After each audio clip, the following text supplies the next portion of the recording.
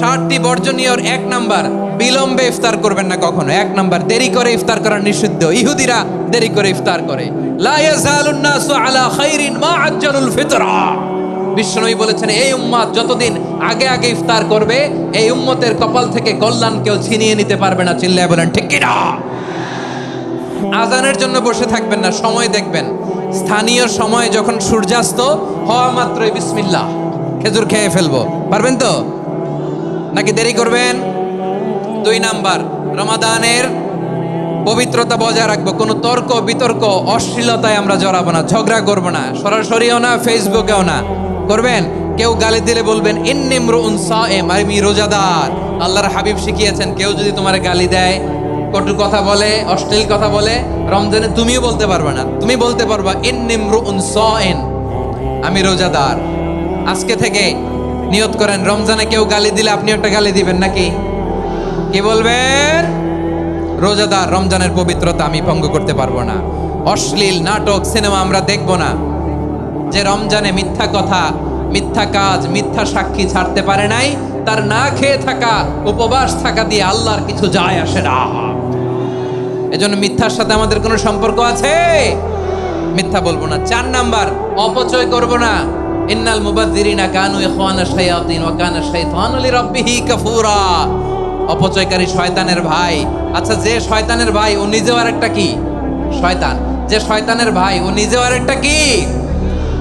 অপচয় করব না। ইফতারি করতে যে আমরা অনেকে অপচয় করি, এগুলো করবেন আপনারা না। অপচয় অপব্যয় করব না। 5 নাম্বারে, রিয়া, লোক দেখানো ইবাদত আমরা করব না।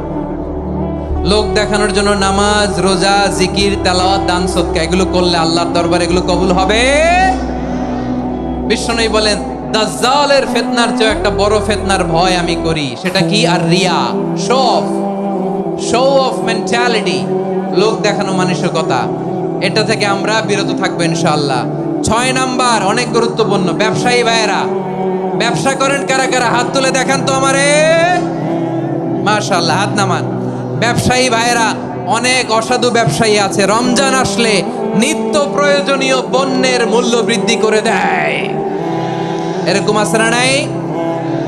এগুলো করবেন না। মজুদদারি করবেন না। পণ্যের কৃত্রিম সংকট বাজারে করবেন না। আপনি লাখ টাকা কামায়া ভাবছেন যে রোজাদারদের কষ্ট দিয়ে ধনী হবেন। এমন রোগ আল্লাহ আপনারে দিবে, কোটি টাকা দিয়েও আপনি হাসপাতালের বিল পরিশোধ করার ক্ষমতা আপনার হবে না। খবরদার। শেষ বয়সে দেখবেন কি কষ্ট আপনার হয়। আপনি রোজাদারদের কষ্ট দিয়েছেন, আল্লাহ আপনার সুখে রাখবে?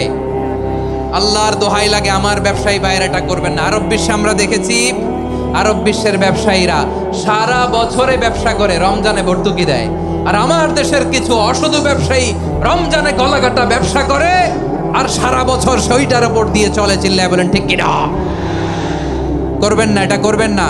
নিত্য প্রয়োজনীয় পণ্যের মূল্য বৃদ্ধি করা হারাম, পণ্যের কৃত্রিম সংকট তৈরি করা হারাম, মজুদদারি করা হারাম, রোজাদারদেরকে কষ্ট দেয়া হারাম। এটা করবেন না।